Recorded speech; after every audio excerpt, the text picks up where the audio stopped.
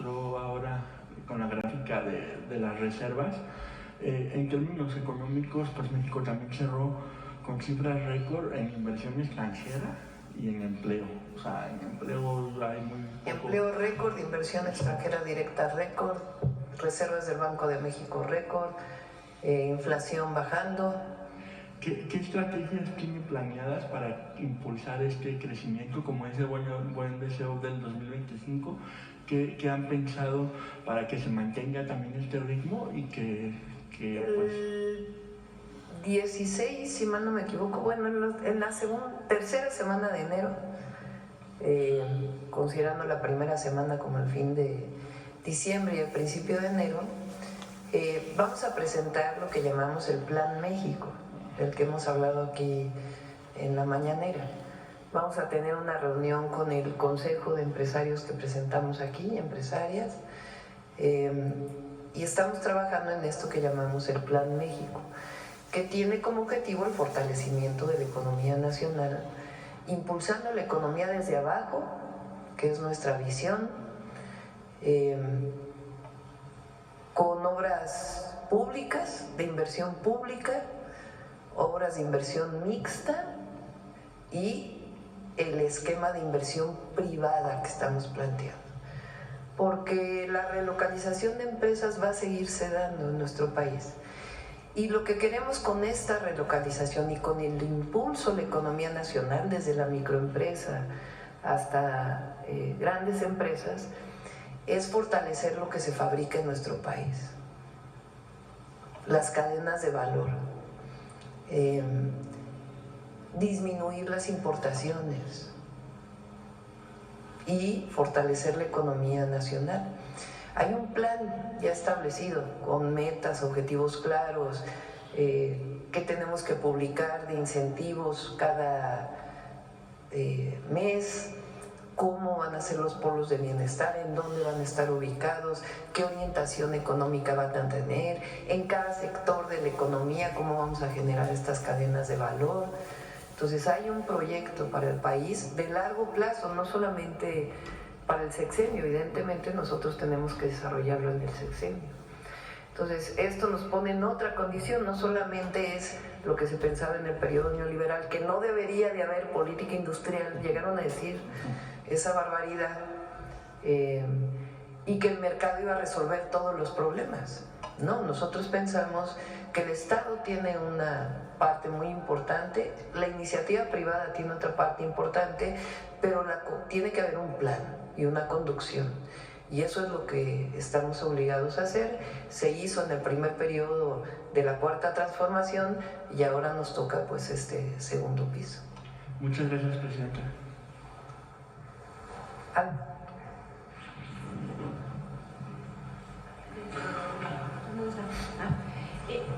Yo quisiera, en el caso de migración, preguntarle al doctor Juan Ramón de la Fuente. Ayer nos hablaba la presidenta de las alianzas que se están haciendo con otros países ante esta amenaza de deportación. ¿Nos podría abundar un poco con quiénes son las pláticas? Lo que ya se venía haciendo con países que enviamos. Sí, con mucho gusto, con permiso, Presidenta. Sí, se ha dado continuidad a las pláticas que se tuvieron, incluso desde aquel encuentro en Palenque que hubo. Entonces hemos estado en contacto con los cancilleres, las cancilleres de algunos de estos países, platicando, dándole continuidad a aquella reunión para ver cuáles van siendo sus propios esquemas de contingencia. Varían mucho de país a país. Hace poco que vino acompañando al presidente Petro, el canciller de Colombia, platicamos al respecto, es uno de los temas. Hemos platicado al respecto con el canciller de Guatemala, de hecho quedamos en que probablemente tendríamos una reunión con ellos en enero. La subsecretaria Cerura ha estado también en contacto con algunos otros en Honduras. He estado en contacto desde luego con el canciller de Panamá recientemente. Entonces la idea es mantener por lo pronto la comunicación entre nosotros y probablemente más adelante haya algún encuentro a nivel ministerial para hacerle algún planteamiento a las y los jefes de Estado. Pero la comunicación sigue siendo, la verdad, muy fluida. En esto como que estamos en el mismo canal varios de estos países. Gracias, doctor. Y, Presidenta, hemos trabajado un tema ya en la jornada respecto al campo y el TLC, bueno, el Telecan y ahora el TEMEC. Y hay varias especialistas que plantean que a 3 décadas de la apertura comercial, pues el campo mexicano ha sido el gran perdedor, y sobre todo se plantea esta problemática en el caso del maíz, ¿no? Usted se menciona que actualmente 1 de cada 2 kilogramos de maíz que se consume en México es comprado en el exterior, principalmente de Estados Unidos. ¿Qué es lo que se pretende hacer con esto? ¿Cuál es el balance que ustedes tienen al respecto, por favor? México es autosuficiente en maíz blanco, que es el de consumo humano principalmente. Y nuestro objetivo es seguir siendo autosuficientes en maíz blanco. Continuamos con la estrategia de precios de garantía y también con esquemas en los que está trabajando el secretario de Agricultura y Desarrollo Rural, Julio Verdeguer, para no solamente apoyar a los productores pequeños y medianos, sino también garantizar el precio de la tortilla. Porque no solamente es el apoyo con precios de garantía, sino queremos que el principal alimento de las y los mexicanos, que es la tortilla, no suba de precio. Por ejemplo, la tortilla en tortillería cuesta más, está sobre 24, 26 pesos, dependiendo, en algunos lugares llega hasta 30, aquí lo ha presentado Iván Escalante de Profeco. Y la tortillería, por ejemplo, que se vende en tiendas de autoservicio, está en 13, 14 pesos. La diferencia es que una se fabrica principalmente con harina de maíz y la otra viene de nixtamal, además de algunas otras características. Entonces está Julio revisando con todo su equipo la cadena de producción de la tortilla, incluso viendo la posibilidad que pudiera bajar de precio en las tortillerías, facilitando, no es subsidiando, sino facilitando, y viendo de qué manera el precio o el maíz que se compra con el precio de garantía a través de lo que hoy será alimentación para el bienestar, que Segalmex desaparece y se convierte en alimentación para el bienestar junto con las tiendas de Iconza, para que en los lugares de mayor marginación social se pueda utilizar este maíz que venden las tiendas de Antigua Diconza, alimentación para el bienestar, puedan ser utilizadas para la fabricación de tortilla. Pero el objetivo es seguir siendo autosuficientes en maíz blanco. El maíz que se importa es el maíz amarillo, que va principalmente para alimentación animal. Ahí pues también queremos aumentar la producción de maíz amarillo, aunque es más complejo porque el maíz amarillo tiene subsidios que vienen principalmente de Estados Unidos y con ello ingresan a nuestro país.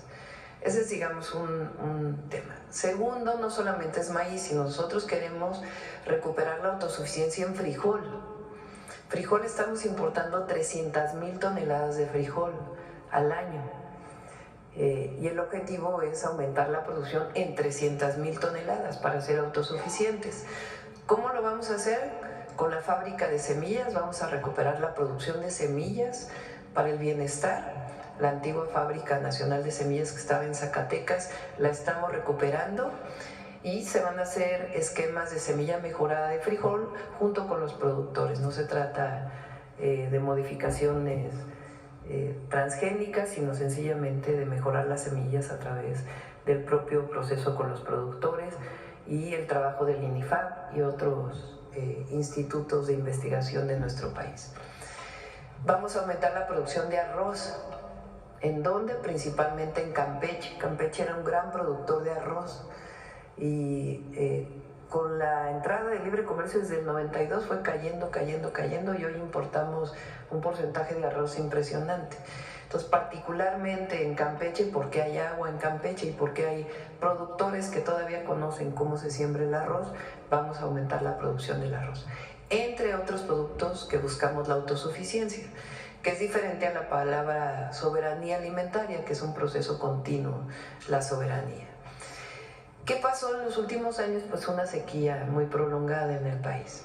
Por ejemplo, el próximo año la producción de trigo pues se espera que sea poca, porque particularmente en Sonora y en Sinaloa hubo menos lluvia que en otros lugares del país y en donde se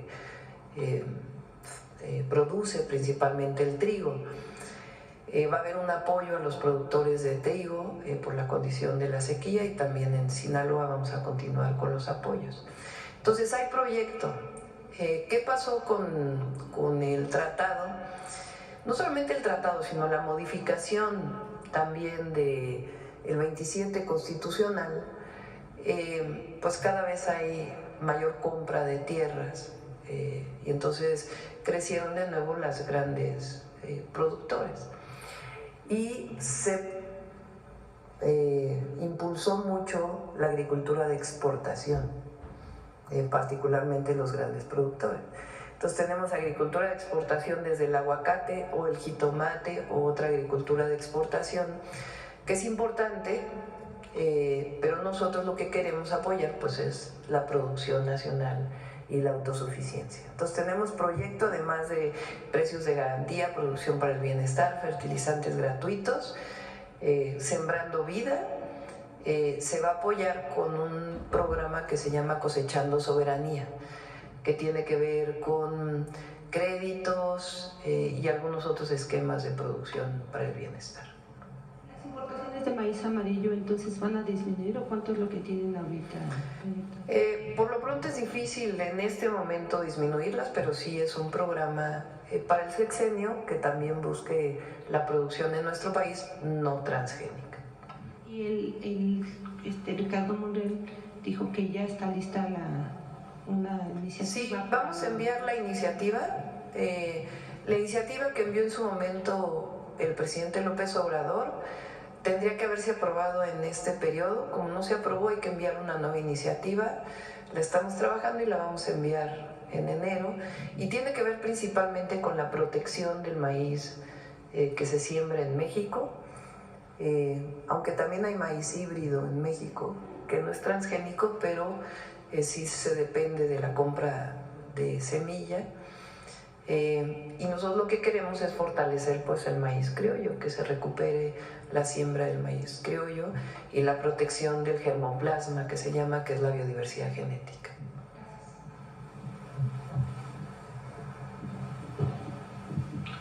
Gracias, Presidenta. Fernando Mejía, de Grupo 7 Noticias. Me gustaría hacer un poquito más hincapié en el tema de las deportaciones. Sé que, como ya ha comentado ahorita, pues aún falta, esperando que pues no tengamos que llegar a este punto. Pero en caso de que fuera así, ¿cómo se garantizaría que las familias deportadas puedan reconstruir su vida en México, incluyendo pues los accesos a la vivienda, servicios básicos, etcétera? Y a estas mismas personas, ¿cómo se les orientaría pues a aquellos que construyeron un patrimonio ya en Estados Unidos? Con un programa especial que estamos trabajando, lo coordina la Secretaria de Gobernación. Lo primero pues es apoyar a los mexicanos y mexicanas que viven en Estados Unidos con todo lo que planteó el canciller. Y todo el trabajo que tienen que hacer los consulados, además pues del apoyo de lo que significa el reconocimiento de su trabajo en Estados Unidos, que es importante, y en México evidentemente. Y por otro lado, en caso de que lleguen a México, pues darles todas las facilidades para que puedan tener acceso a los programas de bienestar y donde ellos decidan vivir, pues que se le den las condiciones para que puedan hacerlo. Ok, gracias, Presidenta. ¿Qué pasaría con todos aquellos migrantes que pues no sean de nacionalidad mexicana y pues lleguen a nuestro país? Nosotros somos solidarios. con todos y con todas, pero nuestra opinión es que Estados Unidos debería llevar o repatriar a las personas en sus países de origen. Entonces esa es nuestra opinión y nuestra posición hasta ahora, y es una posición que ha tenido México desde hace tiempo, y particularmente en el último año que se reforzó la estrategia humanitaria de migración, de movilidad humana en nuestro país. ¿Y qué pasaría en caso de que pues sí manden pues a migrantes que no sean pues mexicanos? Pues ya lo estamos trabajando, pero de todas maneras nuestra orientación pues es darles la facilidad para que regresen a sus países de origen. Ok, ¿se les apoyaría de alguna manera? Y también Estados Unidos tiene que apoyar. Ok, en otro tema, ¿qué opina acerca de estas amenazas de Donald Trump acerca de tomar el canal de Panamá? Pues ya manifestamos nuestra solidaridad, nuestro apoyo al presidente de Panamá y al pueblo de Panamá, al pueblo y al gobierno de Panamá. El canal de Panamá es de las y los panameños y así tiene que permanecer. Ok, en otro tema, Presidenta, ¿qué significa para usted el respaldo pues, de figuras como Mike Vigil, ex jefe de la DEA, que dijo que Donald Trump pues, no sabe nada y la felicitó a usted diciendo que es supremamente inteligente? Y pues usted cómo recibe esta percepción de la imagen de México en el extranjero? No conocí esta declaración, tendría que leerla a ver exactamente qué fue lo que planteó. Yo lo he manifestado varias veces. Nosotros esperamos tener un buen acuerdo con el gobierno del presidente Trump en varios sentidos. Nosotros buscamos colaboración, coordinación en varios temas, nunca subordinación y siempre defendiendo nuestra soberanía.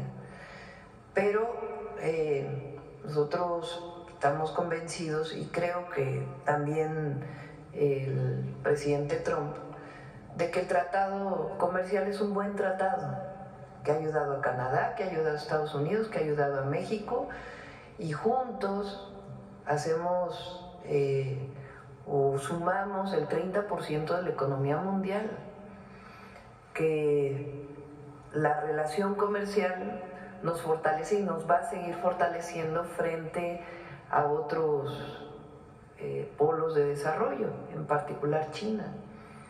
Entonces, esa es nuestra posición, la seguimos manteniendo y la vamos a mantener siempre. Por supuesto que el presidente Trump pues toma sus propias decisiones, ¿verdad?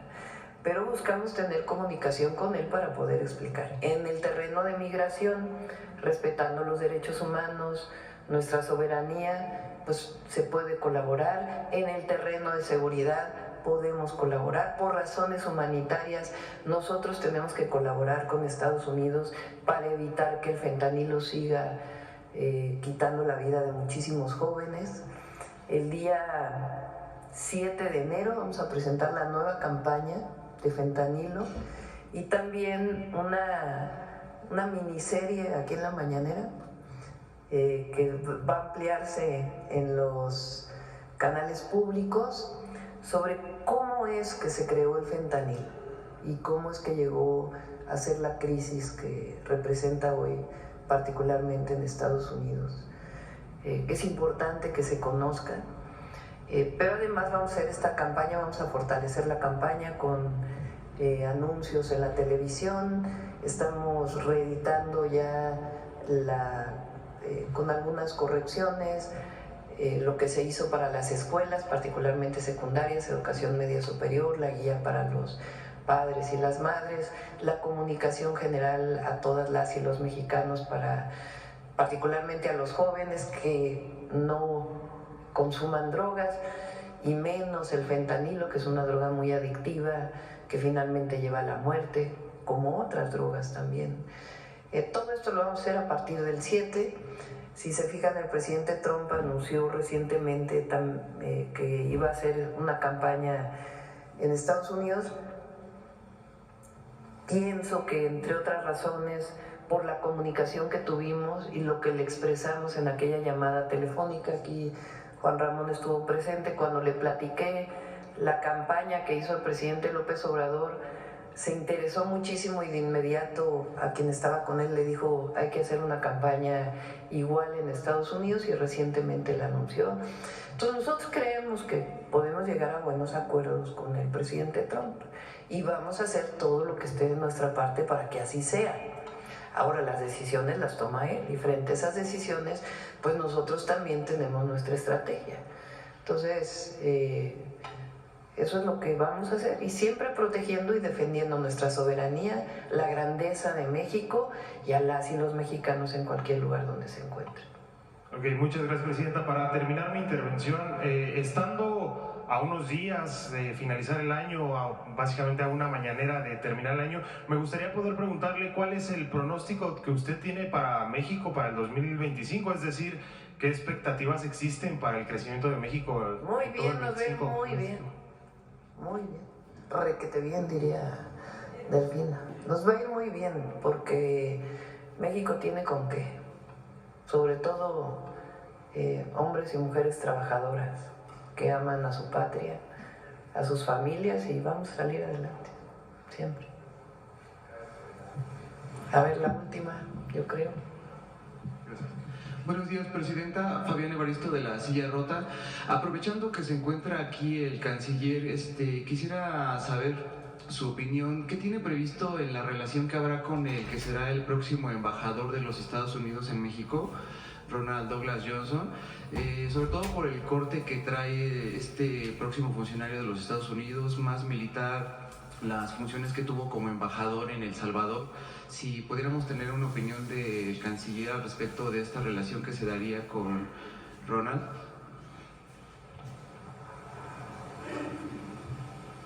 Con mucho gusto, con permiso.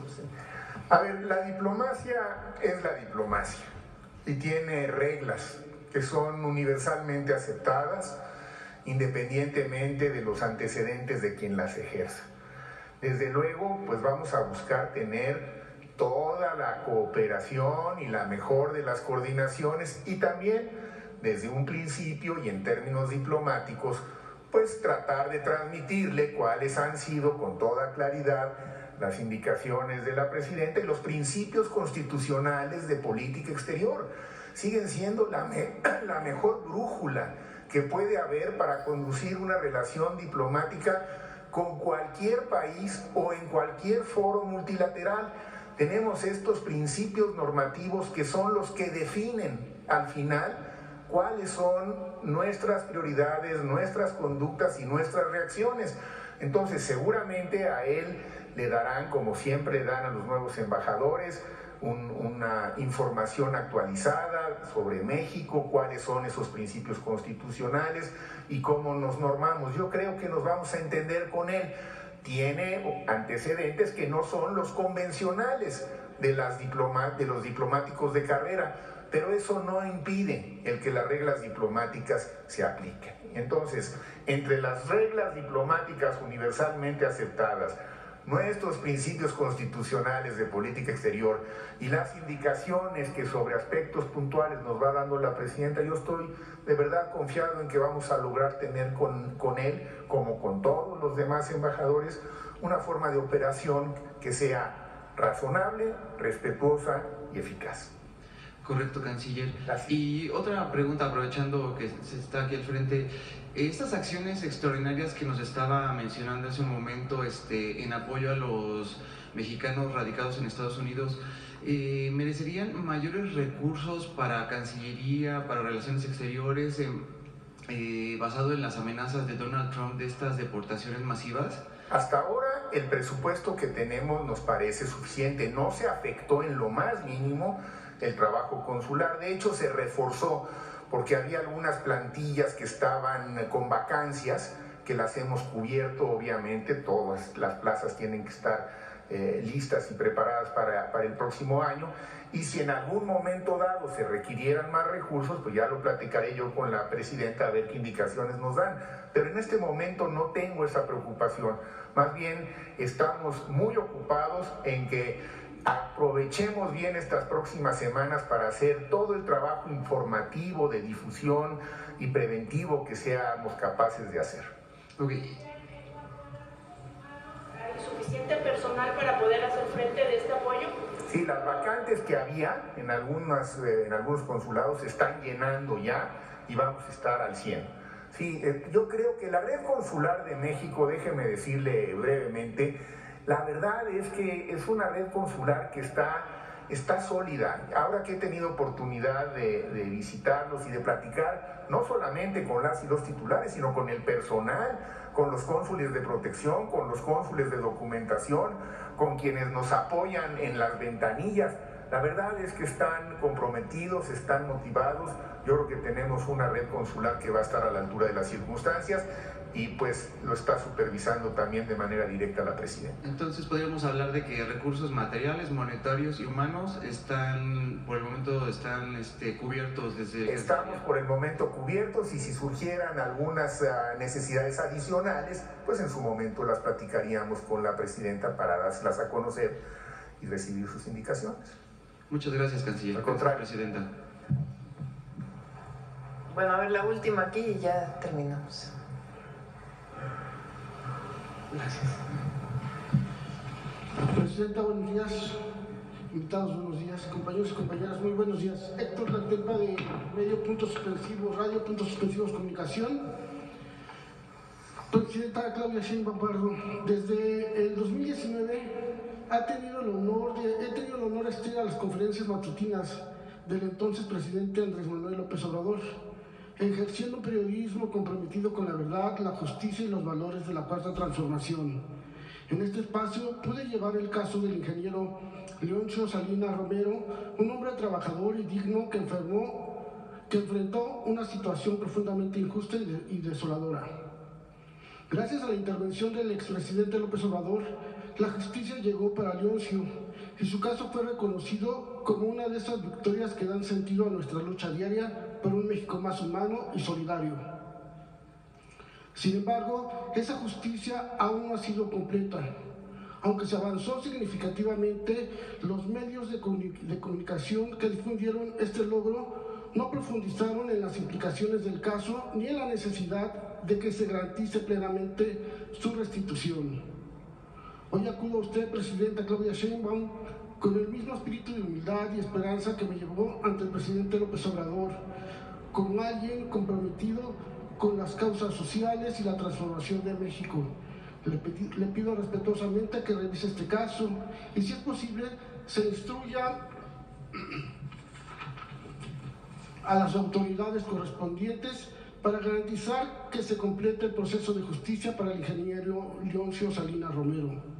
Se trata no solo de la reivindicación de un hombre, sino del reflejo de los valores que nos unen como nación y como movimiento: la lucha por el bienestar de los más vulnerables, la empatía ante el sufrimiento y la firme convicción de que el derecho y la justicia no son privilegios, sino garantías de un mejor México. Le agradezco de antemano por su atención y por mantener abierta esta ventana de diálogo con el pueblo y con todo respeto, Presidenta.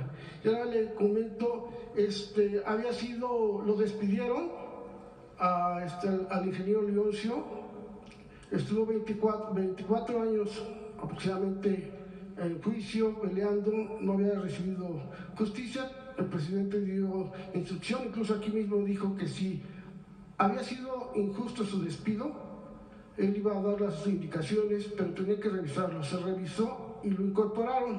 No encontraron ninguna de las acusaciones, no se pudo sostener y regresó allá en Salina Cruz a trabajar. El problema fue que, aunque tienen un mismo número de empleados, ¿sí?, empezó como si fuera su primer día de trabajo. No le respetaron toda su antigüedad. El señor ya tiene más de 70 años. Ya no puede caminar, ya tiene enfermedades, debido también a consecuencias de la edad y de todo el proceso que llevó. Lo único que él pide es ya poderse jubilar, que le respeten todo el tiempo que estuvo trabajando, más el tiempo que estuvo en juicio. Eso es lo único que pediría, que se le revisara, y si usted considera que sí es injusto, pues que pudiera darle indicación. Sí, cómo no, con gusto. Gracias. El otro asunto, perdón. El otro tema, Presidenta. Un ciudadano mexicano, precisamente también que está aquí el secretario de Relaciones Exteriores, un ciudadano mexicano nos hizo llegar su denuncia debido a que el pasado 14 de octubre presentó en la Embajada de México en Marruecos para solicitar una atención. Al llegar se encontró con varias barreras que dificultaron su experiencia. Los guardias locales no hablaban español y lo más preocupante, ningún miembro del personal de la embajada salió a atenderlo, a pesar de que era evidente que se trataba de un mexicano en busca de asistencia. Esta situación pone de manifiesto un problema recurrente entre los migrantes mexicanos que residen en el exterior, la falta de atención y humanismo por parte de algunas representaciones diplomáticas. Los ciudadanos que votan por la transformación de México en el exterior esperan que las embajadas y consulados sean un reflejo de los principios de esta cuarta transformación, ofreciendo un servicio cercano, accesible y humano. Sin embargo, situaciones como esta generan la percepción de que fuera del país se les sigue dando la espalda. Y para eso tengo algunas preguntas. ¿Qué medidas están tomando? Digo, ahorita ya presentaron varias, pero precisamente en estos países o en estos lugares fuera de Estados Unidos, en donde quizá porque son muy pocos los hermanos que están migrantes en otros países, ¿qué medidas se están tomando para asegurar que las embajadas y consulados de México brinden una atención más humanista y eficiente a los migrantes, garantizando que se respete su dignidad y derechos? Sería todo en este. Sí. Viene a principios de año una reunión que se hace normalmente con todos los embajadores y embajadoras, y vienen también los cónsules. Entonces vamos a insistir mucho en la principal función, además de representar a nuestro país en el exterior, pues es la protección de las y los mexicanos fuera de México.